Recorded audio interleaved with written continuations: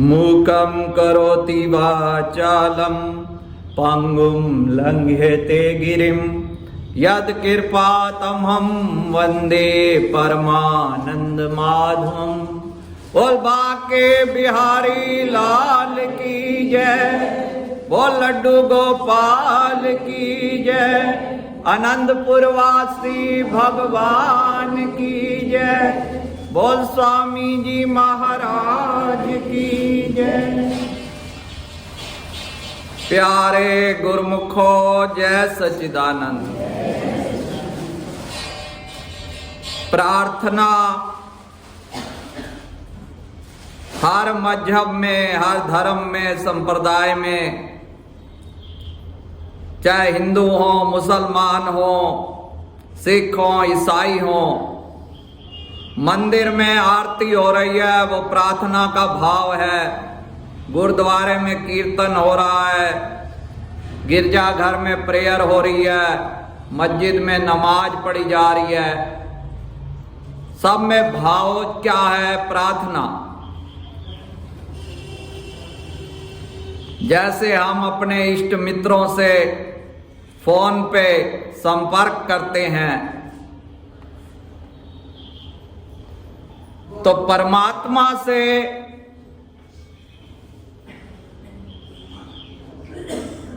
आत्मा का परमात्मा से जो वार्तालाप है वो प्रार्थना के माध्यम से।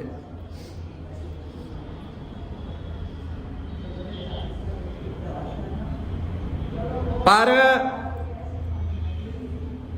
प्रार्थना के भी कई दर्जे हैं।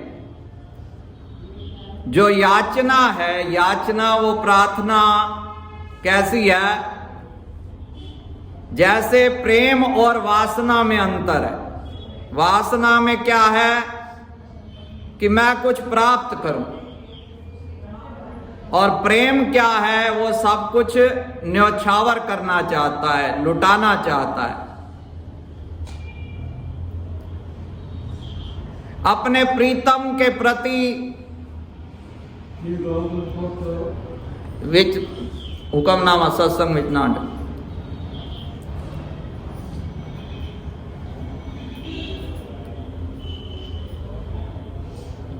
जीव जो है वो ये समझता है कि बस भगवान से कुछ मांगना ही प्रार्थना है।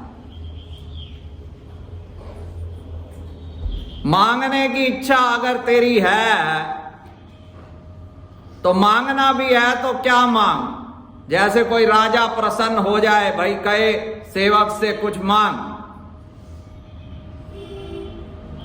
कोई मामूली चीज मांग ले तो उसे कोई समझदार नहीं करेगा। ऐसे ये संसारी चीजें राजाओं के राजा भगवान से मांगना बुद्धिमानी नहीं है। हाँ, मांगना है तो क्या मांगना है? बार बार वर मांगहूं, हर्ष देओ श्री रंग, पद सरोज अन पायनी, भक्ति सदा सत्संग। भक्ति, सत्संग, ये है ऊंची मांग। भगवान जी से जो ये मांग ले, फिर उसकी मांग, उसकी याचना, वो याचना से ऊपर, रिक्वेस्ट से ऊपर, प्रार्थना का जो सबसे ऊंचा भाव है वो है आरती। आरती का क्या अर्थ? प्रेम में आ जाना। आरती, आर्त भाव हो जाए।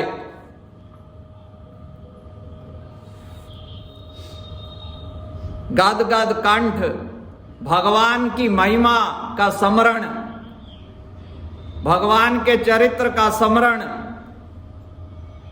भगवान के गुणों का स्मरण कि हे भगवान जी आपकी कैसी महिमा कि अपनी प्रजा की भावना के लिए आपने सीता माता का परित्याग किया, अपने स्वार्थ के लिए सभी जो राजा महाराजा हैं ना जाने क्या क्या करते हैं, पर परमार्थ का आदर्श रखा भगवान जी ने। सीता माता, भगवान राम, यद्यपि वो तो अलग हो ही नहीं सकते, पर अनेक कष्ट सहे लीला रूप में। लक्ष्मण जी का चरित्र, भगवान जी ने कहा ये देखो भाभी के तुम्हारे कर्ण कुंडल हैं, मैंने तो कभी माता के चरणों के अतिरिक्त उनके मुख पे दृष्टि नहीं डाली, मैं तो उनकी पायल पहचान सकता हूं। तो ऐसा दिव्य चरित्र, तो प्रार्थना में अपने अवगुणों पर कि हे भगवान मैं दूसरों के दोष देखता हूं, अपने दोषों पे मेरी नजर नहीं जाती। यद्यपि भगवान जी तो हमारे दोषों को नहीं देखते, तो ऐसी भावना होनी चाहिए। समय का, आरती का समय, जैसे फरीद बाबा जी अपने मन को धमकी देते हैं, उठ फरीदा वजू कर, सुबह नमाज गुजार, जो सिर साई ना निवे, सो सिर कप उतार।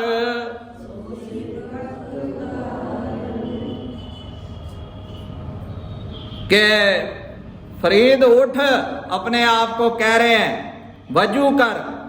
वजू का क्या अर्थ है? पवित्रता कर। अंदर बाहर की पवित्रता। एक होती है स्वच्छता, स्वच्छता है बाहर की, हाथ पैर धोना, और पवित्रता का भाव है भाई अंदर की भी पवित्रता, बाहर की भी। फिर अपना हृदय में, जब पवित्र हृदय हो उसमें भगवान को बिठा और अपनी जो प्रार्थना है वो कर। अब ये बाबा फरीद जो थे, ये छोटे से थे, तो कहते हैं ये बच्चा बड़ा शैतान था। तो इनकी माता जी ने, इनको खजूर बड़ी अच्छी लगती थी, तो इनकी माता कहती कि तू नमाज पढ़, अल्लाह ताला तेरे लिए खजूर भेजेंगे। तो वो चुपके से इनके आसन के नीचे खजूर रख देती। ऐसे ऐसे उनको संस्कार दिए। पहले खजूर की लालच में जब वो बंदगी का नशा चढ़ा, तो देखो फिर उन्होंने गुरु नानक देव महाराज जी ने उनकी वाणी को गुरु ग्रंथ साहब में ये जो अभी पढ़ा, तो कभी हम अपने मन को धमकी देते हैं कि भाई अगर भगवान के चरणों में आज आरती नहीं करी तो तेरे को रोटी नहीं देनी। बिन दर्शन जो करे आहारा, पाए कष्ट तन विविध प्रकारा। भाई ये जो बिना दर्शन कोई अपने शरीर को आहार देता है तो शरीर में अनेकों रोग पैदा होते हैं। तो ऐसे नियम से इस मन को सख्ती से ही काबू करना पड़ता है। आरती, आरती तो है ही ऐसा भाव, इसमें सारी जो पूजा प्रार्थना, जो ये मेन भक्ति का नियम है वो यही है, आरती। पांचों नियम इसमें आ जाते हैं। आरती करते हैं तो दर्शन हो जाते हैं गुरु महाराज जी के, सत्संग हो जाता है, भाई सत का संग ही तो है, कोई वहां सेवा भी चढ़ाएगा। और ध्यान क्या है? ध्यान सतगुरु का ध्यान आना है। तो आरती भक्ति का सबसे प्रमुख अंग है, प्रेम से।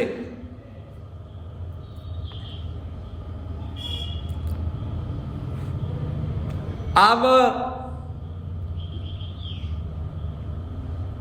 भीलनी थी, अब उसे कोई मंत्र नहीं आते थे। आरती में एक ये भी है कि भाई कोई कहे मैं अनपढ़ हूं, या मैं कोई कहे भाई मैं गृहस्थी हूं, ग्रस्त में रहता हूं, समय नहीं मिलता, ये है वो है। तो वो कहते हैं भगवान जी कितने दयालु हैं। भीलनी भगवान श्री राम से कह रही है, अधम ते अधम अधम अति नारी, तिन में मैं मति मंद अघारी। भीलनी कह रही है कि मैं अधम नारी हूं, मतिमंद हूं। तो भगवान जी क्या कहते हैं, कहे रघुपति सुन भामनी बाता, मानहु एक भक्ति करनाता। कि मेरी बात सुन, मैं तो केवल एक भक्ति का संबंध मानता हूं। अब भामनी कहते हैं सुंदर स्त्री को, और भीलनी जो थी, भीलनी काली कुटिल सी, ना रंग था ना रूप सी, पर भगवान को प्यारी। भगवान की दृष्टि में कौन सुंदर है? जो भक्तिवान है। भगवान इसलिए कह रहे भामनी बाता। आगे क्या फरमाते हैं, जाति पाति कुल धर्म बड़ाई, धन बल परिजन गुण चतुराई, भक्तिहीन नर सोही कैसा, बिन जल बारिद देखिए जैसा। जाति पाति कुल धर्म बड़ाई, धन बल कुटुंब गुण और चतुरता, इन सब के होने पर भी भक्ति से रहित मनुष्य कैसा है, जैसे जलहीन बादल। प्रेमा भक्ति में कुल जाति का सवाल ही नहीं। अब रावण जो था ये ऋषि कुल में पैदा हुआ, और प्रहलाद हिरण्याकश्यप के। तो यहां तो कर्मों का है, कर्मादे होंगे निबेड़े, जात किसे पूछनी नहीं। बस जिसकी ये भावना है कि मैं अपने प्रीतम को सब लुटा दूं। प्रहलाद जी के पुत्र थे राजा बलि, उनके पुत्र थे विरोचन। विरोचन ने भी अपना शीश काट के ब्राह्मण को अर्पित किया। और बलि की कथा आप सबने सुनी है। वामन जी यज्ञ मंडप में पधारे, जैसे ही वामन जी पधारे सभी खड़े हो गए। ब्राह्मणों ने ब्रह्म तेज को मान दिया। ब्राह्मण धन को मान नहीं देते, क्षत्रियों में बल को मान दिया जाता है, ब्राह्मणों में तेज को, वैश्यों में धन को, और शूद्र अवस्था में शूद्र क्या, जो केवल आयु को मान देता है। वामन जी की आयु कितनी थी? 7 साल। वहां बड़े बड़े महात्मा, बड़े बड़े राजा बैठे हुए, वो सब खड़े हुए। बुजुर्गी जो होती है वो अकल से होती है, उम्र से सरोकार नहीं। अमीरी दिल से होती है, धन से सरोकार नहीं। बुजुर्गी मतलब बड़प्पन जो है वो आयु का नहीं है, ज्ञान का है। जिसके पास ज्ञान है, तो वामन जी 7 वर्ष के हैं, ऋषि वयोवृद्ध हैं, फिर भी सब खड़े हो गए। वामन जी का जय जयकार हुआ। बलि भी दौड़ते हुए आए। वामन जी के दर्शन से उन्हें बहुत आनंद हुआ। 7 वर्ष की बाल मूर्ति, अंग मेघ सा श्याम, पांवों में पादुकाएं, हाथ में कमंडल, लंगोट के सिवा अन्य कोई वस्त्र नहीं पहना है। ब्रह्म तेज दृष्टिगत हो रहा है। स्वागतम स्वागतम पधारिए महाराज। वामन जी महाराज को सुंदर आसन दिया गया। राजा बलि ने विंध्यावली रानी को आदेश दिया कि ब्रह्मचारी महाराज की पूजा करनी है। तैयारी कीजिए। चंदन, श्रीफल, फूलों की माला, पंचामृत, पूजा की सब सामग्री प्रस्तुत हुई। स्वर्ण की झारी में नर्मदा का पवित्र जल लाया गया। वामन जी के दर्शन से सबको अतिशय आनंद हुआ। विंध्यावली रानी वामन जी के चरणों पर जल डालती है। बलि महाराज चरणों को हाथों से लेकर पखार रहे हैं।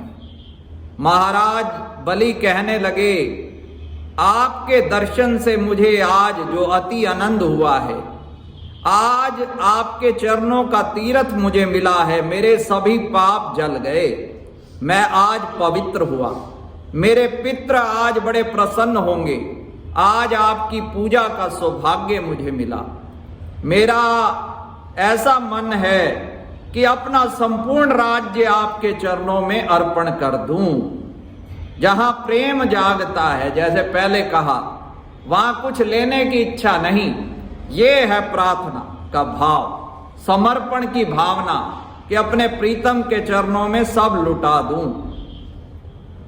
राजा बलि ने कहा, महाराज, गायों का, स्वर्ण का, भूमि का, लक्ष्मी का, सभी का दान मैं करना चाहता हूं। जो चाहिए निसंकोच मांगिए। वामन जी महाराज ने कहा, राजा धन्य है, प्रहलाद जी के वंश में तुम्हारा जन्म हुआ है। तुम्हारे दादा प्रहलाद जी अनन्य प्रभु भक्त थे। 5 वर्ष के प्रहलाद जी का वचन सत्य करने के लिए स्तंभ से नरसिंह भगवान प्रकट हुए थे। आपके पिता विरोचन महाराज अति उदार थे। मैंने सुना है कि विरोचन महाराज ने ब्राह्मण को अपने आयुष्य का दान कर दिया था। मुझे ऐसा दिख पड़ रहा है कि दादा प्रहलाद जी और पिता विरोचन की उदारता, सभी गुण आप में 16 आने उतर आए हैं। आप अति उदार हैं, महान भक्त हैं। बलि राजा ने कहा, महाराज मांगिए, जो मांगोगे मैं दूंगा। वामन जी बोले, मैं तो संतोषी ब्राह्मण हूं, मैं कुछ अधिक लेने नहीं आया। अपने पैरों से नापकर 3 कदम पृथ्वी का दान लेने के लिए मैं आया हूं। इतना ही दे दो, तुम्हारा कल्याण होगा। बलि राजा ने सुना, उनको बड़ा आश्चर्य हुआ। मन में सोचा, अभी छोटी अवस्था के हैं, बुद्धि कच्ची है, पढ़े लिखे लगते हैं, पर व्यवहारिक ज्ञान नहीं है। मांगना नहीं आया। वामन जी से उन्होंने कहा, आपने बहुत कम मांगा है। आप अभी छोटे हैं, बड़े होंगे, शादी होगी, विवाह के बाद परिवार के पोषण की जिम्मेवारी आएगी। आपके सदृश तपस्वी ब्राह्मण को पैसा मांगने की प्रवृत्ति करनी पड़ेगी, जो आपको पसंद नहीं आएगी। आप ऐसा कुछ मांग लीजिए जिससे कि आजीवन आपका लालन पालन परिवार चलता रहे और सारा दिन अपना भजन करो। आप मेरे घर दान लेने आए हैं, 3 कदम पृथ्वी से क्या होगा, बहुत कम है। पुनः आप किसी अन्य के घर दान लेने जाएंगे तो मुझे दुख होगा। आपके दर्शन से ही मैं समझ गया आप लोभी नहीं हैं, संतोषी हैं, पर यह तो बहुत ही कम है, और कुछ मांग लीजिए। वामन जी ने यह सुना और थोड़ा सा हास्य किया। बोले, राजा, आप तो सब देने को तैयार हैं, पर लेने के लिए मुझे सोचना चाहिए ना। अति संग्रह के लिए अगर ब्राह्मण दान लेता है तो यजमान का पाप उसके सिर पर चढ़ जाता है। जिसकी जितनी आवश्यकता है उतना ही वह ले तो पाप नहीं लगता। हमारे शास्त्रों में लिखा है कि क्षत्रिय और वैश्य लोभ करते हैं तो ठीक है, पर ब्राह्मण लोभ ना करे। ब्राह्मण अगर लोभ करते हैं तो यह बात प्रभु को पसंद नहीं आती। ब्राह्मण के जीवन में तो पूर्ण संतोष ही होना चाहिए। मैं संतोषी ब्राह्मण हूं, अधिक लेकर क्या करूंगा। आज तक मैं किसी के घर दान लेने नहीं गया, पर आज भगवत कृपा से पहुंच गया आपके पास। अब मुझे सिर्फ जो मैंने मांगा है 3 पग भूमि दीजिए।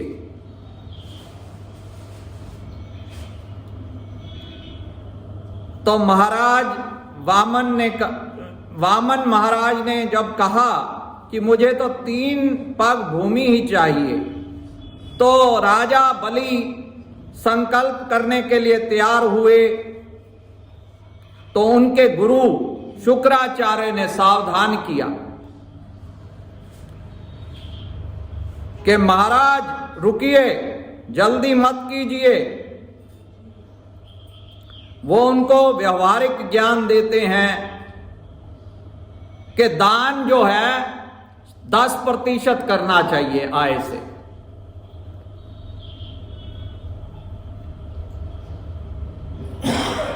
पर 10% में भी लोग अपनी बुद्धि लगाते हैं। वो कहते 10 रुपए चढ़ा दो कुटिया में, यही 10वां हिस्सा हो गया। 40,000 कमा रहे तो 40,000 का 10वां हिस्सा कितना हुआ है? तो 4,000। वो कहते नहीं, आजकल ये 10वां हिस्से का मतलब है 10 रुपए चढ़ा दियो। जब जाओ कुटिया में 10 रुपए चढ़ाओ। एक अगर 10 चढ़ाएगा तो बस लाइन फिर 10 की लग जाएगी। वो सोचेंगे भाई 10 की रीत है तो 10 रुपए चढ़ाओ। देखादारी।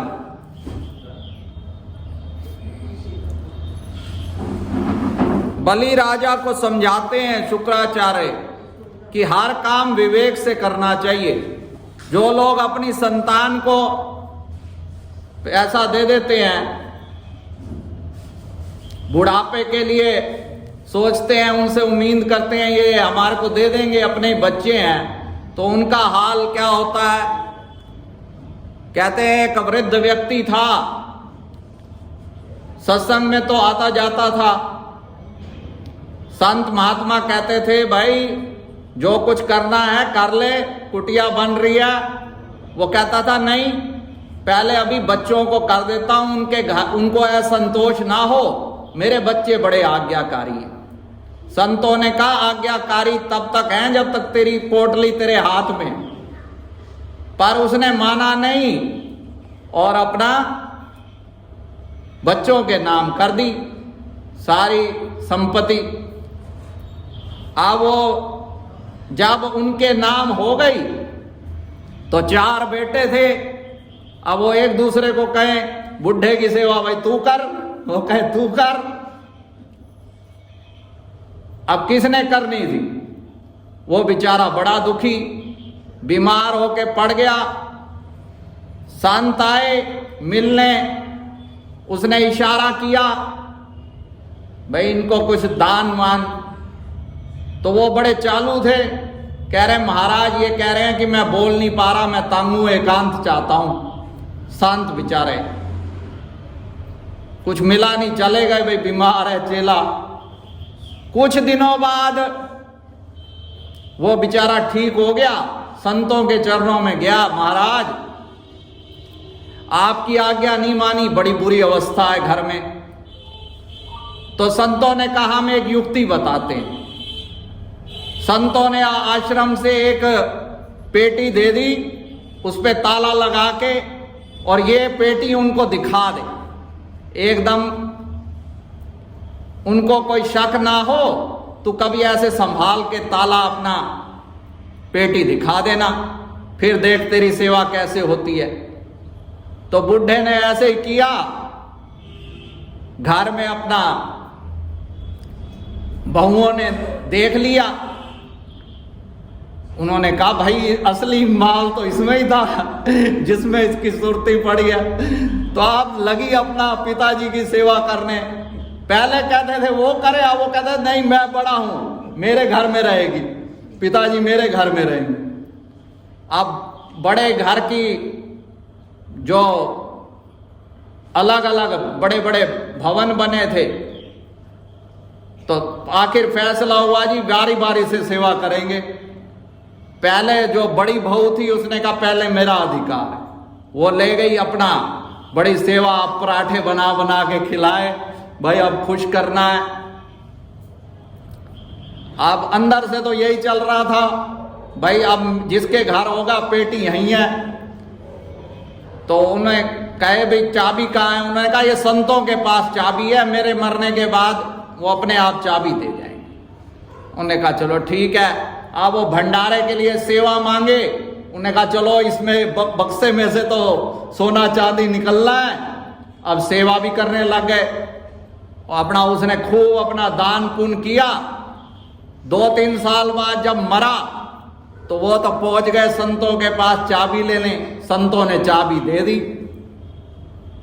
अंदर जब उसको खोला तो उसमें भरे पड़े थे पत्थर और साथ में एक चिट्ठी लिखी पड़ी थी, भाई आप जैसे तुमने मेरी किस्मत पे पत्थर मारे हैं, तुम अपने सिर पे ये पत्थर मारो, सब कुछ चाह रहा हूं। बोलो जयकारा बोल मेरे। अब शुक्राचार्य ने कहा भाई ऐसे कर,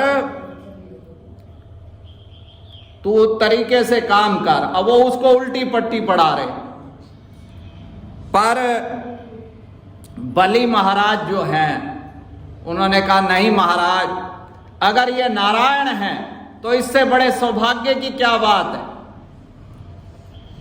कि वो मेरे घर, वो तो मायापति हैं। ऐसे ही श्री गुरु महाराज जी जो हमारे जिम्मे सेवा लगाते हैं वो तो मायापति हैं, उन्होंने कोई माया को आग लगानी है, वो माया को भक्ति का रूप बना देते हैं। माया 2 प्रकार की, 2 चलावेरा, एक ले जावे नरक में, एक बैकुंठ ले जा।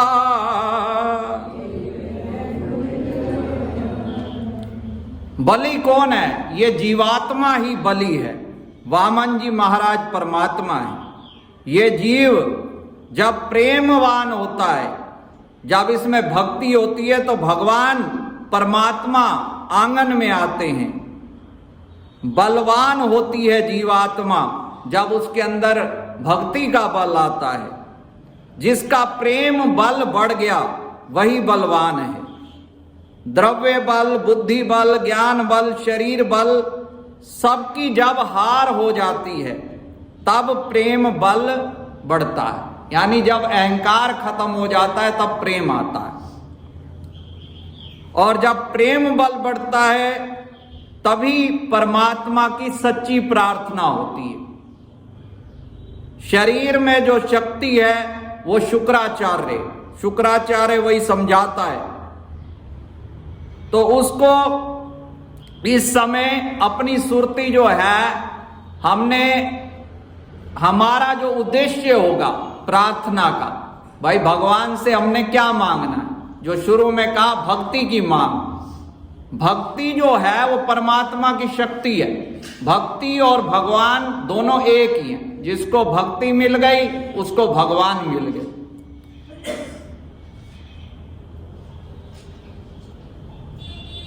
वामन शब्द का अर्थ एक होता है ठिगना। यह जीव जब ईश्वर के साथ अतिशय प्रेम करता है तब वे 4 कदम 2 कदम नहीं मांगते परंतु 3 कदम मांगते हैं। 3 कदम क्या है? तन, मन और धन। प्रभु की सेवा में शरीर को कष्ट दीजिए, शरीर को बड़ा सुख ना दीजिए, शरीर से लाड ना लड़ाइए। भगवत सेवा में, परोपकार में शरीर को कष्ट दीजिए। तन से सेवा कीजिए, मन से सेवा कीजिए, धन से भी सेवा कीजिए, सिर्फ पैसे से सेवा नहीं, पैसे से सेवा करने वाले का अभिमान बढ़ता है, तन से सेवा करने वाला अपने अभिमान को मारता है। पर बुद्धि में जो बैठा हुआ काम है वो मन से सेवा, मन की सेवा क्या है? भजन। राधा स्वामी मत में एक बात बहुत जोर दे के बोली जाती है कि सबसे बड़ी सेवा जो है वो नाम जप ही सेवा है। जैसे मैंने कहा प्रार्थना जो है इसमें 5 नियम आ जाते हैं, इसी तरह वो ज्यादा नाम पे सुरती जो है हमारी, क्योंकि अगर हमारी सुरती बाहर नहीं निकली, सारा ये जो कुटिया बनानी है, अब 9 सेक्टर कुटिया बना रही है, बिल्डिंग बनाना उद्देश्य नहीं है महापुरुषों का। जो हमारी सुरती जन्मों से फटरी पड़ी है संसार में, अगर खाली उसी में रह गए बिल्डिंगें बनाने में, वो तो जैसे बिल्डिंग ये जो प्रॉपर्टी डीलर वाले होते हैं वही बैठे हैं, वो तो फिर एक व्यापार ही बन के रह जाएगा। असली जो है हमारी सुरती जब चरणों से जुड़ी, वही असली प्रार्थना हुई। अब भगवान ने 2 पग में दोनों तीनों लोग नाप लिए, अब तीसरा पर कहां रखें?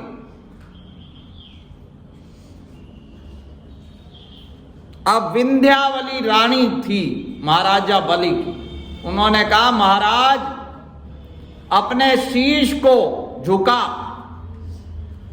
क्योंकि अहंकार हो जाता है, भाई मैंने इतना दे दिया, सेवा तो कर दी, आप अपने मन को, अपने अहंकार को प्रभु के चरणों में झुकाओ। वामन महाराज जी के चरणों में प्रार्थना की राजा बलि ने कि तीसरा जो पग है वो मेरे शीश पर रखो। तो भगवान ने उनके शीश पर अपना पग रखा और परमात्मा अति प्रसन्न हुए और उनका हृदय आर्द्र हुआ। जब भक्त का आरती का क्या ना, जैसे आर्त हो गया हृदय, जब भक्त का हृदय आर्द्र हो जाता है, भीग जाता है,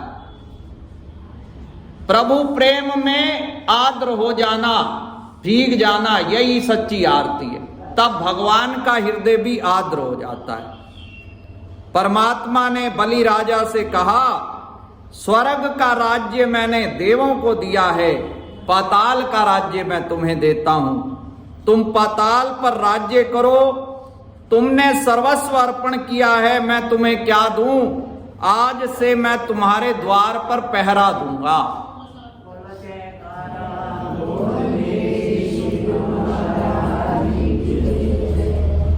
तो यही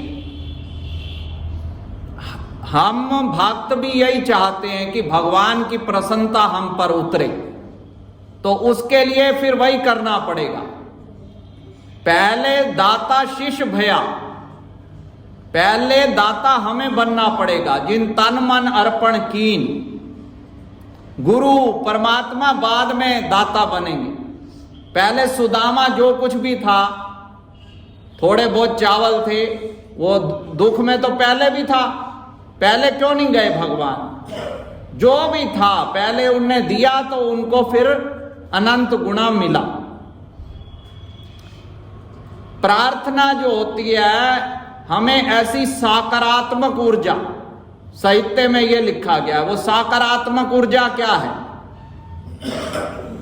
हर चीज को सकारात्मक देखना, या साधारण शब्दों में कहें भगवान की प्रत्येक लीला को, जो भी हमारे जीवन में घट रहा है, हर समय थैंकफुल रहे आदमी, शुक्राना अदा करता रहे। जटायु सीता माता के, जब रावण जी लेके जा रहा था, तो जटायु को पता था कि मेरी इतनी शक्ति नहीं है, पर उसने कहा कि जब तक मैं अपने कर्तव्य का पालन करूंगा, जब तक प्राण है। तो रावण ने आताताई था, दोनों पंख काट दिए। तब लोगों ने कहा, भाई जटायु को तू तो बड़ा राम राम करता था कि राम जी आए तेरी रक्षा के लिए, दोनों पंख कट गए। ऐसे ही संसारी लोग होते हैं, कोई गुरुमुख के घर कोई कष्ट आ जाए उसको भड़का देंगे, तू तो इतने दिन जाता है, गुरु महाराज जी तेरी क्या कर रहे हैं रक्षा, तू तो बीमार पड़ा है, तेरे को ठीक नहीं करते, तो बता। तो वहां पर सकारात्मक ऊर्जा, जो सकारात्मक भाव, वो है जटायु के अंदर। उन्होंने कहा कि अगर पंख होते मेरे पास तो मुझे उड़ के भगवान जी के दर्शनों के लिए जाना पड़ता, अब पंख कट गए हैं तो अच्छा हुआ, भगवान जी को मेरे पास आना पड़ेगा।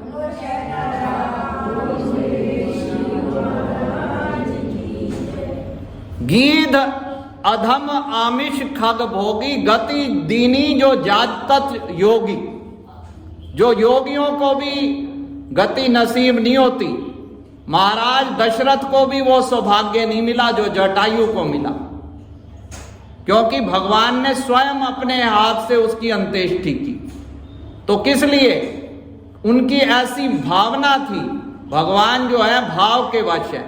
तो अगर हम ऐसी प्रार्थना करेंगे तो हमारे ऊपर भी भगवान जी कृपा करेंगे, और हमारे जो गुरु महाराज जी हमें बार बार ये सचेत करते हैं, उनका मकसद भी यही है कि जो हमारी सुरती संसार में पड़ी है वो प्रभु चरणों में जुड़ जाए। परमात्म से आत्मा जुदा रहा बहुकाल, सुंदर मेला कर दिया जो सतगुरु मिले दयाल। श्री परमहंस शरणं गच्छामि, श्री परमहंस शरणं गच्छामि, श्री परमहंस शरणं गच्छामि, श्री परमहंस शरणं गच्छामि, श्री परमहंस शरणं गच्छामि, श्री परमहंस शरणं गच्छामि, श्री परमहंस शरणं गच्छामि, श्री परमहंस शरणं गच्छामि।